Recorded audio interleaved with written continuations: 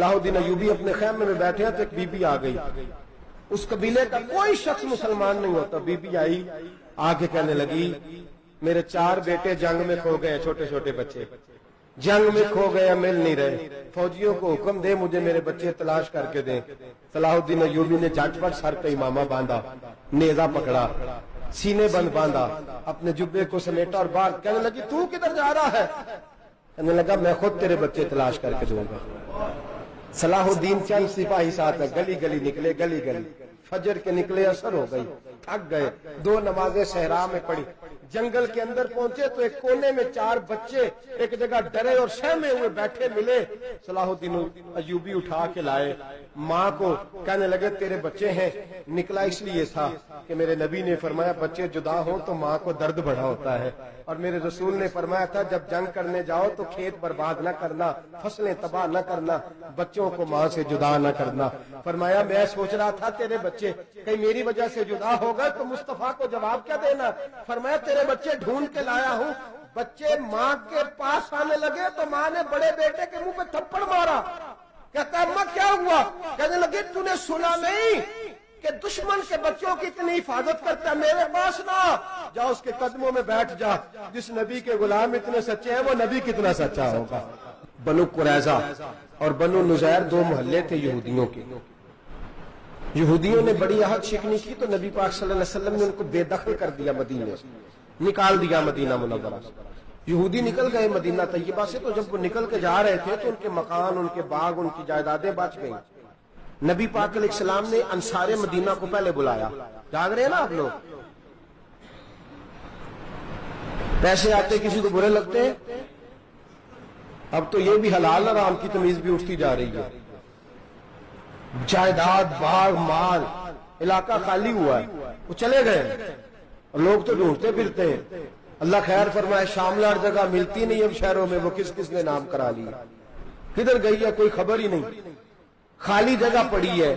میرے نبی پاک علیہ السلام نے پہلے انصار مدینہ کو بلایا، حضور نے فرمایا انصاریوں بہت بڑی جائیدادیں یہودیوں کی، بنو نذیر اور بنو قریظہ محلے خالی ہو گئے، میرا دل کرتا ہے وہ تمہیں دے دوں، اس لیے کہ تم نے اپنے مہاجر بھائیوں کے ساتھ بڑا تعاون کیا، جائیدادیں تم نے دے دی ہیں، مکانات دے دیے ہیں، بڑا کچھ تم نے دیا ہے، میرا دل کرتا ہے وہ تمہارے نام کر دوں۔ تو انصار مدینہ کیا کہنے لگے یا رسول اللہ دے تو ہم نے دیا ہے پر وہ بیچارے جھچکتے ہی رہتے ہیں، وہ جھچکتے ہی رہتے ہیں، کھول کے ہماری چیزیں استعمال نہیں کرتے۔ تو حضور ہم تو پہلے ہی انصار ہیں، ہمارے پاس بڑا کچھ ہے، آپ مہربانی فرمائیں وہ سارا کچھ مہاجروں کو دے دیں، مہاجرین کو ہمیں نہیں چاہیے۔ اب چلے گئے بات کر کے، میرے حبیب پاک نے مہاجروں کو بلا لیا، فرمایا بنو نذیر اور بنو قریظہ قبیلے کی جائیدادیں آئی ہیں، تمہارے پاس بظاہر جو چیزیں ہیں بھی وہ بھی انصار مدینہ کی ہیں، تو میرا یہ خیال ہے کہ وہ سارا کچھ تمہیں دے دیا جائے۔ حضرت ابوبکر صدیق رضی اللہ تعالیٰ عنہ کہنے لگے یا رسول اللہ صلی اللہ علیہ وسلم ہمارے انصار بھائیوں نے ہمارے لیے دل تک کھول دیے ہیں، حضور انہوں نے ہر چیز بانٹ کے ہمارے سامنے رکھ دی ہے، ہم اتنے خرد غرض ہیں کہ سارا کچھ لپیٹ جائیں۔ کہ حضور ہمارے پاس جو مکان ہے وہ ہے، ہم کاروبار کر رہے ہیں، تجارتیں کر رہے ہیں، مزدوریاں کر رہے ہیں، ہم انشاءاللہ اور بنا دیں گے، آپ یہ ہماری طرف سے ہمارے انصار بھائیوں کو گفٹ کر دیں، آپ انہیں دے دیں۔ میرے حبیب کی آنکھوں میں آنسو آ گئے، میرے نبی پاک علیہ السلام رو پڑے، یا رسول اللہ آپ کیوں روتے ہیں؟ فرمایا تمہارا یہ بھائی چارہ قائم رہا تو اللہ اسلام کو بڑی قوتیں عطا فرمائے گا، اللہ طاقتیں دے گا اسلام کو، اگر تمہارا یہ رنگ قائم رہا، یہ انداز، میرے غلاموں تمہارے یہ طور طریقے، ایک بھائی کہتا ہے دوسرے کو، دوسرا کہتا ہے تیسرے کو۔ مسلمانوں کی نا ایک تعداد لڑتے لڑتے لڑتے لڑتے دور چلے گئی، تاتاریوں نے قید کر لیا، 4 مسلمان تھے، تبلیغ کرنے گئے، جنگ کرنے گئے، جہاد کرتے کرتے کافروں سے لڑتے لڑتے تاتاری قوم میں چلے گئے، وہاں قید کر لیے گئے تو سزائے موت کا حکم ہوا، 4 بزرگ تھے، سزائے موت کا حکم ہوا تو تاتاری بادشاہ جو تھا وہ بڑا خلاف تھا، بڑا سخت مخالف تھا مسلمانوں کے، اس نے کہا کہ ان کو جب پھانسی دینا تو مسلمانوں کو تو میرے سامنے دینا۔ اب 4 عالم ہیں، 4 صوفی ہیں، سفید داڑیاں، سر پہ امامے، پھانسی کا وقت آیا تو جو پھانسی گھاٹ ہے وہ ایک ہے، چاروں کو اکٹھے پھانسی نہیں ہو سکتی، ایک کو کہا کہ ایک ایک کر کے ان کو پھانسی دو. جب پھانسی کا وقت آیا نا تو جو سب سے پیچھے صوفی تھے وہ دوڑ کے آگے آئے, کہنے لگے بادشاہ پہلی باری میری لگا پہلی. اب بادشاہ نے کہا ٹھیک ہے اسے لٹکا دو. وہ قریب آئے تو دوسرے دوڑ آئے, کہنے لگے نہیں نہیں پہلی باری میں نے زیادہ کافر قتل کیے, میرا بڑا جرم ہے, مجھے پہلے سزا دو. ان کو پھانسی دینے لگے تو تیسرے آ گئے, کہنے لگے نہیں یہ تو میرا قتل کرتا تھا, رستے میں بتایا کرتا تھا, ڈھونڈ کے میں بتلاتا تھا کہ یہاں زیادہ تعداد ہے, مجھے پہلے پھانسی دو. تیسرے کے ساتھ بات ہو رہی تھی تو چوتھا دوڑا آیا, کہنے لگا یہ رستے بتاتا تھا, یہ تبلیغ کرتا تھا, یہ سارا کچھ کرتا تھا, لیکن کہا یہ کہتے تھے چلو واپس چلتے ہیں, میں جانے نہیں دیتا تھا. میں کہتا تھا اور کافر مارنے اور علاقے فتح کرنے, میرا جرم بڑا ہے, مجھے پہلے پھانسی دو. بادشاہ کہنے لگا مجھے 35 سال ہو گئے حکومت کرتے, بڑی دنیا کو پھانسی دی ہے, لوگ تو ایک دوسرے کو دھکے دیتے ہیں کہ پہلے تو جا پہلے تو جا, اور تم کیسی قوم ہو کہ ایک دوسرے پہ قربان ہو رہے ہو. کہنے لگا تم ایک باپ کی اولاد ہو, جاگ رہے آپ لوگ. تاتاری بادشاہ کافر بادشاہ اسلام کی مخالفت کرتے ہیں, ایک باپ کی اولاد ہو کا نہیں, ایک قبیلے کے رہنے والے ہو کا نہیں, ایک ملک کے رہنے والے ہو نہیں. اس نے کہا رشتہ کیا ہے تمہارا, رشتہ کیا ہے؟ تو بول کے کہنے لگے خدا ایک ہے نبی ایک ہے, خدا ایک ہے اور نبی منفرد ایک ہے, اس قوم کی نقصان بھی ایک ہی سب کا نبی, اللہ بھی قرآن بھی ایک. کیا ہی اچھا تھا ہوتے اگر مسلمان بھی ایک, یوں تو سید بھی ہو مرزا بھی ہو افغان بھی ہو, تم سبھی کچھ ہو بتاؤ کہ مسلمان بھی ہو. فرمایا ہمارا اللہ ایک ہے نبی ایک ہے. تو کہا پھر ایک دوسرے پہ جان کیوں دیتے ہو؟ فرمایا ہمارے نبی نے ہمیں بھائی بھائی بنا دیا ہے, بھائی کا دل نہیں کرتا اس کی آنکھوں کے سامنے بھائی چلا جائے, ہمارا دل نہیں کرتا پہلے مجھے دے پہلے مجھے دے. بادشاہ کہنے لگا تمہارا جذبہ مجھے متاثر کر گیا, جاؤ میں تم چاروں کو آزاد کرتا ہوں, تمہیں آزاد کرتا ہوں. میرے دوستو یہ رنگ تھا, دیکھیں نا, یہ اس دھرتی نے نظام دیکھا ہے نا, اس فلک میں پہلی بار دیکھا, اس زمین نے پہلی بار. اور میرے حضرت صاحب فرمایا کرتے تھے زمین تڑپ کے روئی, اس نے پہلی دفعہ دیکھا. احد کا میدان ہے, 3 صحابہ تپتی ہوئی زمین پہ زخموں سے چور چور پڑے ہیں. حضرت انس بن نضر رضی اللہ تعالیٰ عنہ پانی کا پیالہ لے کے پہنچے, ایک زخمی سے کہا تجھے پانی پلانا ہے, تو کہنے لگا میرے زخم تھوڑے ہیں, وہ جو ساتھ پڑا اس کے زخم گہرے ہیں, پہلے اسے پانی پلا دے, جا اسے دے دے. اس کے پاس پہنچے تو وہ کہنے لگا وہ مجھ سے پہلے گرا تھا, اس کا زخم زیادہ گہرا ہے, اسے پانی پلا. تیسرے کے پاس گئے تو کہنے لگا چوتھا تڑپ زیادہ رہا ہے, اس کی عمر زیادہ ہے, میں تو جوان ہوں برداشت کر لوں, بڑھاپے کی وجہ سے نڈھال ہو گیا, پہلے اسے پانی پلا. چوتھا کہنے لگا پانچویں کے پاس جا, پانچواں کہنے لگا چھٹے کے پاس جا. حضرت انس بن نضر کہتے میں رو پڑا, میں نے کہا محمد کے غلاموں, رسول نے تمہیں کیسا جذبہ دے دیا ہے, زبانیں پیاس سے باہر ہے لیکن تمہاری اخوت مرتے دم تک قائم ہے. کہتے میں 7ویں کے پاس گیا تو کہنے لگا اگر 6 قربانی دے سکتے ہیں تو مجھے خود غرض نہ سمجھ, میں نے نہیں پانی پینا, جا پہلے کے پاس لے جا. کہتے میں پہلے کے پاس آیا تو روح پرواز کر گئی, دوسرے کے پاس آیا تو روح پرواز کر گئی, میں 7ویں تک آیا تو انتقال کر گئے. کہتے ہیں پانی کا پیالہ میں نے اٹھایا اور میں نے زمین پہ رکھا تو میں نے کہا پانی گوا رہنا, محمد کے غلام مر تو جاتے ہیں پر ایک دوسرے کا خیال بڑا رکھا کرتے ہیں, گوا رہنا یہ مر جایا کرتے لیکن ایک دوسرے کا درد. میرے دوستو لٹا ہوا برما, روتے ہوئے مسلمان, سسکیاں اور آہیں لیتی ہوئی مائیں پوچھتی ہیں اے خاصا اے خاصان رسول, وقت دعا ہے, امت پہ تیری آ کے عجب وقت پڑا ہے. وہ دین جو بڑی شان سے نکلا تھا وطن سے, پردیس میں وہ دین آج غریب الغربا ہے. فریاد ہے اے کشتی امت کے نگہباں, بیڑا یہ تباہی کے قریب آن لگا ہے. اور کیا خوبصورت جملے کہے تھے کہ نبی پاک صلی اللہ علیہ وسلم نے, حضور نے فرمایا تھا میرا مومن ایک جان کی طرح ہوتا ہے, ایک جان کی طرح ہوتا ہے, ایک کو تکلیف ہو جسم کے ایک حصے کو, سارا حصہ پریشان ہوتا ہے. فرمایا یہ ایک مکان کی طرح ہے, ایک اینٹ دوسری اینٹ کو مضبوط کرتی ہے. فرمایا یہ مضبوط لوگ ہیں, یہ مضبوط لوگ. حضرت عمر فاروق کا زمانہ ہے, ایک آدمی نے سیری بھیج دی, ایک گھر میں بطور تحفہ، قحط کا زمانہ تھا، گوشت ملتا نہیں تھا، جانور، ایک آدمی نے سری بھیج دی ایک آدمی کے گھر میں۔ اس نے کیا کیا؟ اس نے اپنی بیوی سے کہا ہماری تو خیر ہے، ساتھ والا پڑوسی زیادہ غریب ہے، ادھر نہ بھیج دے، یہاں گندم امیر شہر کی ہوتی رہی خراب اور بچی کسی فقیر کی فاقوں سے مر گئی، کہا ساتھ والے پڑوسی کے گھر سے میں کئی دنوں سے بھوک کی آوازیں، وہاں بھیج دے۔ اس کے گھر گئی تو اس کی بیوی شوہر کو مشورہ دیتی ہے، کہتی ہے میرے بچے تو دلیر ہے، ساتھ والے کے چھوٹے ہیں، وہ گزارا نہیں، ادھر نہ بھیج دیں۔ ادھر گئی، ایک روایت ہے 7 گھر، ایک روایت ہے 21 گھر، 21 گھروں میں گھومتی ہوئی وہ سری پھر پہلے کے گھر میں آ گئی، اور پہلا صحابی کہنے لگا صرف تو نے ہی محمد کا کلمہ نہیں پڑھا، باقی 20 نے بھی پڑھا ہوا ہے، صرف تو نے ہی رسول اللہ سے یہ درس نہیں لیا، باقیوں نے بھی لیا ہے، اور صرف تیرے اندر ہی جذبہ احسار نہیں، تو ہی صرف مسلمانوں سے پیار نہیں کرتی، سارے ہی پیار کرتے ہیں۔ وہ سری پھر آ گئی ہے، اب کیا کرنا ہے؟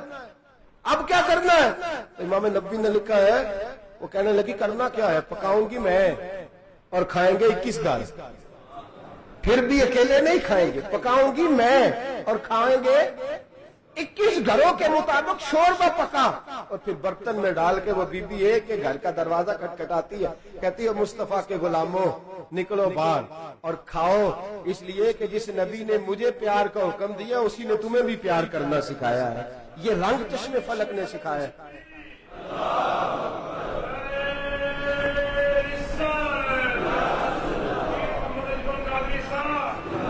آپ کی بڑی مہربانی، زندہ باد وہی ہے جس کو اللہ رسول زندہ باد فرمائے، بڑی مہربانی، اللہ جزا دے۔ عرض یہ کرنے جا رہا تھا کہ رسول کریم صلی اللہ علیہ وسلم نے یہ پیغام دیا امت کو، فرمایا کہ دیکھیں نا کتنے بڑے لفظ ہیں، یہ نہیں فرمایا دوزخ میں جائے گا، یہ نہیں فرمایا کہ اسے جہنم کی سزا ملے گی، میرے نبی نے فرمایا میں اسے مومن مانتا ہی نہیں، میں اسے مسلمان اپنا مانتا ہی نہیں۔ حضور کسے؟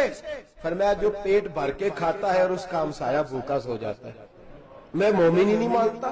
سزا تو تب ملے گی نا کہ جب میں کسی سزا کا اعلان کروں، میں مانتا ہی نہیں، وہ میرا ہے ہی نہیں، خود پیٹ بھر کے کھا رہا ہے، ہمسایہ اس کا بھوکا، میں نہیں مانتا۔ انما المؤمنون اخوہ، مومن بھائی بھائی، میں مانتا ہی نہیں اسے۔ اور میرے حبیب پاک اتنے بڑے لفظ حدیث میں اور کہیں نہیں ملیں گے، آپ کو اتنے بڑے جملے کہیں نہیں ملیں گے۔ میرے نبی پاک نے فرمایا اللہ کہے گا قیامت کے دن، کون؟ اتنے بڑے لفظ حدیثوں میں ملتے نہیں جتنے یہ ہیں۔ حضور نے فرمایا رب فرمائے گا بندے سے کہ میں تیرے پڑوس میں بھوکا تھا، تو نے مجھے روٹی کیوں نہیں کھلائی؟ کون کہہ رہا ہے؟ اللہ کہ میں بھوکا تھا تو نے روٹی نہیں دی، میں ننگا تھا تو نے کپڑا نہیں دیا، میں پیاسا تھا تو نے پانی نہیں پلایا، میں بیمار تھا تو تیمارداری۔ یا اللہ نہ تو کھاتا ہے، نہ پیتا ہے، نہ کپڑا پہنتا ہے، نہ تو بیمار ہوتا ہے، لا تاخذہ سنۃ ولا نوم، تجھے بیماری آتی نہیں، اونگ نیند نہیں آتی، میرے مالک تو میرے پڑوس میں تھا۔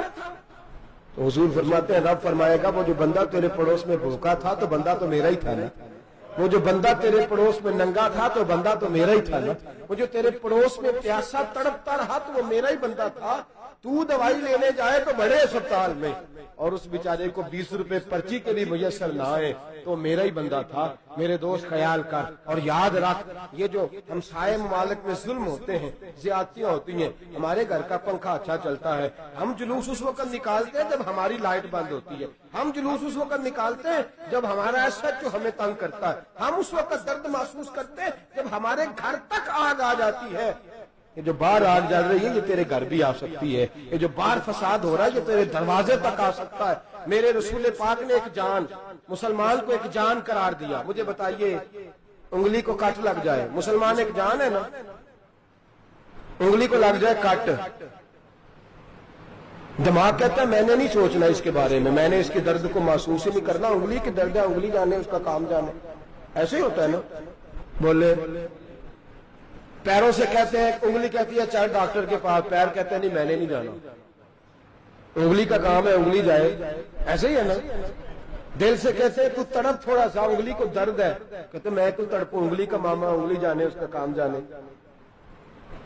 ٹیلی فون کرنا ہے ڈاکٹر صاحب کا پتہ کرنا ہے تو کان کہتے ہیں میں نے نہیں بات سننی ڈاکٹر صاحب کی، زبان کہتی ہے میں نے نہیں بولنا، انگلی جانے، ایسا ہوتا ہے۔ پیر احتجاج کرتے کہ میں نے ڈاکٹر کے پاس، میں کیوں چکر کھاتا پھروں ڈاکٹر کی دکان کی، انگلی کو درد ہے انگلی جانے، ایسا ہوتا ہے۔ بھئی میرے رسول پاک نے فرمایا مسلمان ایک جان ہے، تو درد برما کے مسلمانوں کو ہو رہا ہے تو پاکستانی کہہ رہے ہیں کوئی بات نہیں، وہ جانے ان کا کام جانے، ایک جان ہے نا، درد ہونا چاہیے، تکلیف ہونا چاہیے، پھٹے پہ باتیں ہوتی ہیں اس موضوع پہ، اسمبلی پہ گفتگو ہوئی ہے اس موضوع پہ، آپ کی صوبائی اسمبلیاں اس موضوع پہ بولی ہیں، آپ کے کونسل اس موضوع پہ بولے، ہم تو اپنی اپنی سیاستیں، اپنے اپنے تماشے، اپنے اپنے چکروں میں لگے ہوئے، وہ دریا کے اندر سسکتے مسلمان، بنگالی کہتے ہیں ہمارے نہیں، برمی کہتے ہیں ہمارے نہیں، پاکستانی کہتے ہیں ہمارے نہیں، ترکی کہتے ہیں وہ کس کے ہیں؟ وہ کس کے ہیں؟ وہ اللہ کے بندے ہیں، محمد عربی کے غلام ہیں صلی اللہ علیہ وسلم۔ لیکن میرے دوستو کیا ہمیں کیا غرض ہے، وہ جانے ان کا کام جانے، یہ جب تیرے پیروں تک آگ آئے گی پھر تجھے پتہ چلے گا یہ بڑی سخت آگ ہے۔ آج جس کافر نے برما پر عرصہ دراز تنگ کیا ہے، مسلمان تھوڑے تھوڑے مفاد لینے کی خاطر نا، بنو عباس اور بنو امیہ کی جنگ چل رہی تھی، بنو عباس جو تھے وہ غالب آ گئے، بنو امیہ جو تھے ان کی حکومت ختم ہو گئی، تو عیسائیوں نے بنو امیہ سے کہا کہ ہم تمہارے ساتھ تعاون کرتے ہیں، ہم تمہارے ساتھ تعاون کرتے ہیں اور بنو عباس پہ غلبہ پا کے تمہیں حکومت دلاتے ہیں۔ بنو امیہ بڑی جدوجہد کر رہے تھے بادشاہی کے لیے، لیکن انہوں نے کہا کہ ہم لڑ رہے ہیں، کوشش کر رہے ہیں، لیکن ہمیں کسی کافر کی مدد کی ضرورت نہیں، ہم جتنا مرضی لڑیں لیکن کافروں کے ہاتھوں بنو عباس کو مروانے کو ہم تیار نہیں ہیں، ہمیں خبردار، تمہارا آپس کا معاملہ ہے، ہم خود نمٹ لیں گے، تمہیں اجازت نہیں دیتے تم اندر کودو اور کود کر کے تم فسادات پیدا کرو اور مسلمانوں کے اندر تقسیم کرو۔ میرے دوستو مسلمان کو سوچنا چاہیے، سوچ بڑی رکھنی چاہیے، گھر کی جنگ سے نکل آ، اب بہو ساس کے جھگڑے سے باہر آ جا، اب محلے کی سیاست چھوڑ کے باہر کا سوچ، اب اسلام کو تیری حاجت ہے، اب پوری دنیا جب مسلمان کو دیکھے نا، فیس بک یوز ہوتی ہے، اس پہ نوجوان جب اسلام کی بات کرنے لگے گا، اس پر جب بڑا اسلام کی بات کرنے لگے گا، پوری دنیا میں پیغام جائے گا کہ مسلمان اب جاگنے لگا ہے، مسلم خوابیدہ بیدار ہونے لگا ہے، اب اس کی آنکھیں کھلنے لگی ہیں، اب یہ اپنے مذہب کی بات کرتا ہے، اب یہ اپنے ملک سے، صوبے سے، برادری سے نکل کر بولتا ہے، اب یہ کہتا ہے کہ بازو تیرا توحید کی قوت سے کبھی ہے، اسلام تیرا دیس ہے، تو مصطفی ہے، اب یہ بڑی سوچ رکھتا ہے، اب یہ عالمی بات کرتا ہے۔ میرے دوستو ہمارا تو حال یہ ہے، امام اعظم ابو حنیفہ کا فتویٰ ہے، آپ فرماتے ہیں جو مولوی عالمی حالات سے باخبر نہ ہو وہ جمعے کی تقریر نہ کرے، وہ مسلمانوں کی رہنمائی نہیں کر سکتا، عالمی حالات سے جو خبردار نہ ہو، تو جس کو چھٹی ہو جائے تو نے ختم نہیں پڑھا، دوڑ جا مسجد سے، تو ختم نہیں پڑتا ہمارے، تجھے پتہ ہی نہیں تو کہاں رہتا ہے، بھاگ جا، وہ عالمی حالات پہ بات کرے گا، کیونکہ بیچارے کو تو پتا میری سویرے چھٹی ہو جانی ہے، سیاست کا لفظ چھیڑا نہیں تو میں گیا نہیں۔ یاد رکھے وہ جو بیداری ہے، وہ جو اعلیٰ ظرفی ہے، وہ جو بڑی سوچ ہے، وہ جو ملت کی سوچ، وہ جو قومیت کی سوچ ہے، وہ جو آگے بڑھنے کا زاویہ ہے، وہ تو اندر، اقبال کہتے ہیں گلا تو گھونٹ دیا اہل مدرسہ نے تیرا، گلا تو گھونٹ دیا اہل مدرسہ نے تیرا، تجھے تو مدرسے والوں نے پلیٹ پکڑا دیا ہے کہ جا سویرے لنگر کٹھا کر کے لا اور دوپہر کو روٹیاں مانگ کے لا اور دیکھ آج مرا کون ہے، ختم کس کا پڑھنا ہے، تو گلا تو گھونٹ دیا اہل مدرسہ نے تیرا، اب کہاں سے آئے گی صدا لا الہ الا اللہ، تو گھونٹ دیا تیرا گلا، تو کیسے بڑی بات کرے گا؟ بڑی بات کے لیے بڑی سوچ چاہیے، بڑی تگودو چاہیے، بڑی کوشش چاہیے، بڑا حوصلہ چاہیے۔ مسلمان چھوٹی چھوٹی لڑائی میں، چھوٹی چھوٹی جنگ میں، ایک دکاندار دوسرے دکاندار سے لڑ رہا ہے، گلی والا دوسری گلی والی سے لڑ رہا ہے، محلے والا محلوں پہ اعتراض، ایک شہر میں رہنے والے میں نے دوسرے محلے پہ اعتراض کرتے دیکھے، یقین کریں ایک شہر میں رہنے والے، علاقے میں بسنے والے کہتے ہیں بھائی توبہ ہے اس محلے تو اللہ ہی بچائے، لا حول ولا قوت۔ وہ جو تقسیم در تقسیم کی سوچ ہے، اس نے چھوٹے چھوٹے ٹکڑوں میں مسلمانوں کو بانٹ دیا ہے، چھوٹی چھوٹی تقسیم ہے، چھوٹا چھوٹا ہمارا مزاج ہے، چھوٹی سوچ ہے، بڑی سوچ کی بات سنیے۔ صلاح الدین ایوبی، جاگ رہے ہیں نا آپ لوگ؟ تو آخنا حضرت صاحب ایڈی وڈی گل چھیڑ چھڑی ہے، یہ مطلب ہی کون نہیں، کنے برما جانا ہے تو کنے مدد کرنی ہے، میں تو بھائی فریضہ سر انجام دے رہا ہوں۔ میرے نبی نے فرمایا برائی کو یا ہاتھ سے بدل، ہاتھ سے نہیں بدل سکتا تو زبان سے تو بولنا، تو میں معذور ہوں، کمزور آدمی ہوں، ہاتھ سے بدلنے کی طاقت نہیں رکھتا، تو دوسرے درجے پہ تو مجھے عمل کرنے دو نا، اثر کرے نہ کرے سن تو لے میری فریاد، نہیں ہے داد کا طالب یہ بندہ آزاد، رونے تو دو، تڑپنے تو دو، آہیں تو بہانے دو، سسکیاں تو لینے دو، مار کھائیے تو تڑپنے تو دو۔ وہ قرآن پاک برما میں پابندی لگی ہے تو میں یہاں سوچنے لگا ہوں، کہ وہاں تو پابندی لگی ہے، یہاں پہلے ہی لوگ کوئی نہیں پڑھتے. معاذ اللہ تعالیٰ حالات دن پہ دن مسلمانوں کے لیے ایک ایک کر کے. افغانستان میں جو آگ لگی تھی، پھر وہ عراق میں بھی لگی، پھر وہ لیبیا میں بھی لگی، پھر وہ مصر میں بھی لگی، پھر وہ یمن میں بھی لگی، سعودی عرب میں دھماکے ہوئے. میرا دل تڑپا ہے، مجھے پریشانی ہوئی. میں بچے 5 تھے، میں بڑا ڈسٹرب ہوا. میں نے کہا یار یہ ہمارا سب کا اجماعی عقیدت کا مرکز ہے. ہم کم از کم 1000 اختلاف کے باوجود کہا کرتے تھے کہ عرب میں امن ہے یار، وہاں سکون ہے، وہاں دکانیں کھلی چھوڑ کے لوگ چلے جاتے ہیں. وہاں بھی فساد ہونے لگا، وہاں بھی آگ بڑھ گئی ہے. لیکن ہم صرف چھوٹی چھوٹی کر کے جب آگ بجھانے کی کوشش کریں گے، اس وقت آگ نہیں بجھے گی. جب ہر آدمی اپنے پیالے میں پانی لے کے آئے گا، ہر شخص اپنے گھر کی نل چلائے گا، ہر شخص نلکا چلائے گا اور پانی نکال کے یہ آگ بجھائے گا، تب یہ آگ بجھے گی. ہر آدمی کو کردار سوچ بڑی کریں، نظریہ بڑا کریں، ملت کی بات کریں، مسلمان ہو کے سوچیں، مسلمان ہو کے سوچیں. خدا را نکلیں یہ گھر کے جھگڑوں سے، تھوڑی دیر کے لیے اپنے آپ کو بڑا کریں، بڑی سوچ آپ بنائیں. جب دوستیاں لگائیں، یارانے لگائیں، پھر چھوٹے موٹے حساب سے بچیں. بابا بلے شاہ صاحب فرماتے کوڑے ورک کتاب نہیں ہوندے، کوڑے ورک کتاب نہیں ہوندے، پتھر دل گلاب نہیں ہوندے، او بلیا یاری سوچ کے لائی یارا نال حساب نہیں ہوندے. پھر ذرا نکلے اس حساب کتاب سے بات. بلیا یاری سوچ کے لائی یارا نال صاحب نہیں ہوندے. پھر ذرا بڑا ذہن کرے، چھوڑے اپنے حساب. یوسرون علی انفسہم ولنبلونکم بشیء من الخوف والجوع ونقص من الاموال والانفس والثمرات. پھر حساب کتاب سے نکلے. پھر امام علی مقام کی طرح یہ سوچ بنائے کہ حسین کے بچے چلے جائیں تو کوئی حرج نہیں، امت پر آنچ نہیں آنی چاہیے.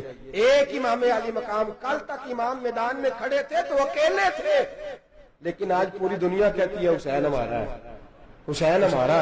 آج نظریہ امام علی مقام زندہ ہے، تو اکیلا ہے تو کھڑا ہو. یہ نہ کہا کر چھوٹی سی مسجد ہے، ایک کونا کا کھڑکاوا، مولانا تقریر کر رہے ہیں تو کیا بنے گا؟ ایک آواز کہیں سے گونجا کرتی ہے، پھر اس میں تاثیر میرا اللہ پیدا فرما دیا کرتا ہے، پھر اس کے اندر قوت میرا رب پیدا فرما دیا کرتا ہے، پھر اللہ اس میں تاثیر پیدا کر کے 4 دانگ عالم میں پھیلا دیا کرتا ہے. صلاح الدین ایوبی، مسلمانوں پہ ظلم ہوا، فلسطین میں آگ لگی اور پورے فلسطین کی گلیاں خون سے بھر گئیں. ایک دن کے اندر 70,000 مسلمان قتل ہوا. گھوڑوں سے سڑکوں پہ چلا نہیں جاتا تھا، گھوڑے پھسلتے تھے، اتنا خون تھا. اور کچی سڑکیں تھی، اتنا خون تھا. پہلے کچی زمین نے خون پیا، پھر خون اس سے باہر آیا، پھر بھی اتنا سخت. 70,000 آدمی قتل ہوا. صلاح الدین ایوبی کون تھے؟ میرے غوث اعظم جیلانی کے مدرسے کے طالب علم تھے. جامعہ نظامیہ مدرسہ، یہ مدرسے ہیں جنہوں نے دین کے مجاہد پیدا کیے، مدارس ہیں جنہوں نے دین کے مجاہد پیدا کر کے پوری دنیا کے اندر پھیلائے ہیں. مدارس کے اندر دہشت گردی آئی، میں اختلاف نہیں کرتا، لیکن ابھی بھی مدرسے ہیں جن مدرسوں سے رسول اللہ کے دین کا سچا درس دیا جاتا ہے، امن، پیار اور محبت کی فضا کو عام کیا جاتا ہے وہ مدارس. اور انشاءاللہ قیامت کی صبح تک وہ مدرسے قائم رہیں گے.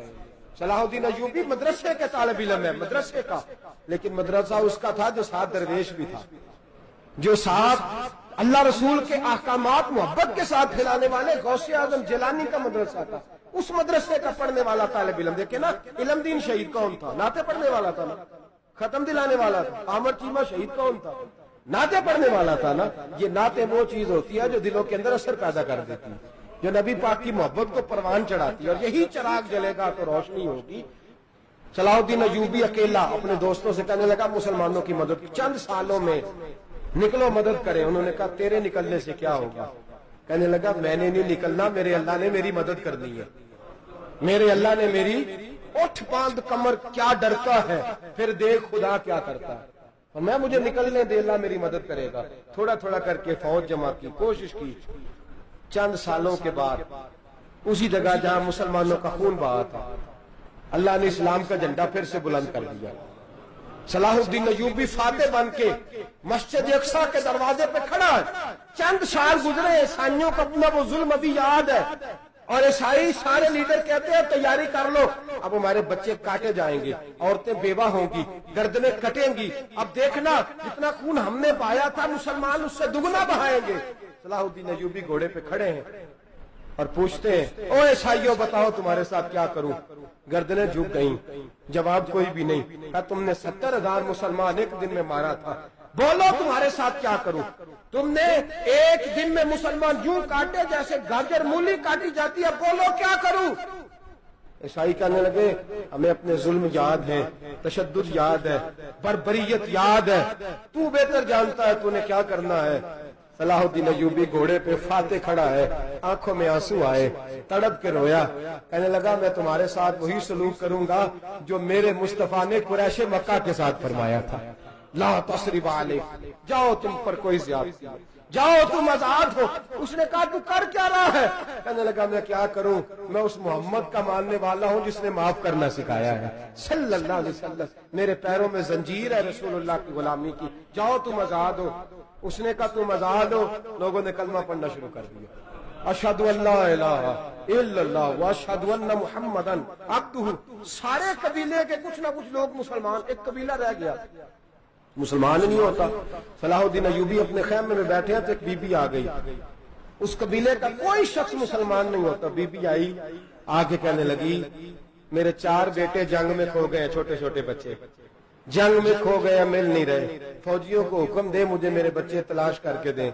صلاح الدین ایوبی نے جھٹ پٹ سر پہ امامہ باندھا، نیزہ پکڑا، سینے بند باندھا، اپنے جبے کو سمیٹا اور باہر کہنے لگی تو کدھر جا رہا ہے؟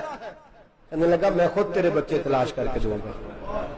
صلاح الدین چند سپاہی ساتھ گلی گلی نکلے، گلی گلی فجر کے نکلے، اثر ہو گئی، تھک گئے، 2 نمازیں صحرا میں پڑھی، جنگل کے اندر پہنچے تو ایک کونے میں 4 بچے ایک جگہ ڈرے اور سہمے ہوئے بیٹھے ملے۔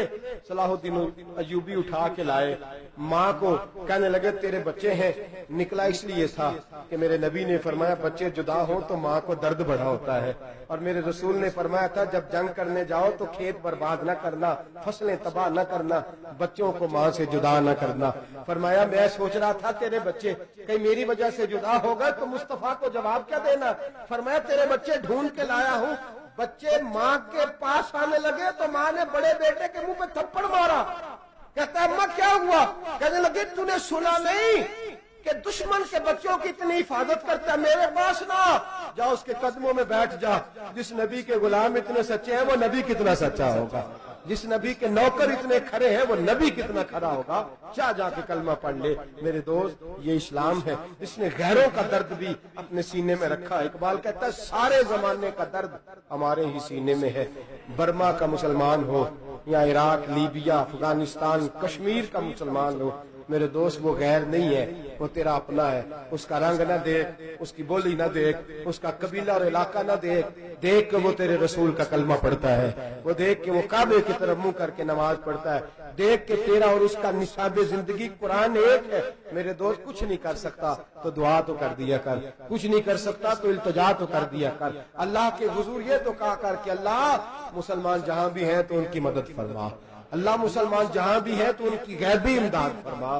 یہ دعا تو میرے دوست ضرور کیا کرو، سوچ بڑی کریں، جب بھی آپ بولیں، جب بھی آپ لکھیں، جب بھی کسی سے بات کریں تو بحیثیت مسلمان کے بات کریں، بحیثیت ایک نبی پاک کے غلام کے بات کریں، اپنی زندگی اس انداز میں ترتیب دیں کہ پہلے آپ مسلمان ہیں، اس کے بعد آپ کچھ اور ہیں، پہلے اسلام کی بات کریں، بڑی بات کریں، بڑے حوصلے کی بات کریں، پھر اسلام کو قوت ملے گی، پھر بیداری امت کو نصیب ہوگی۔ اللہ کریم برما کے مسلمانوں کو اپنی رحمت کی ٹھنڈی چھاؤں نصیب فرمائے، ہمیشہ مدحت خیر الانام میں گزرے۔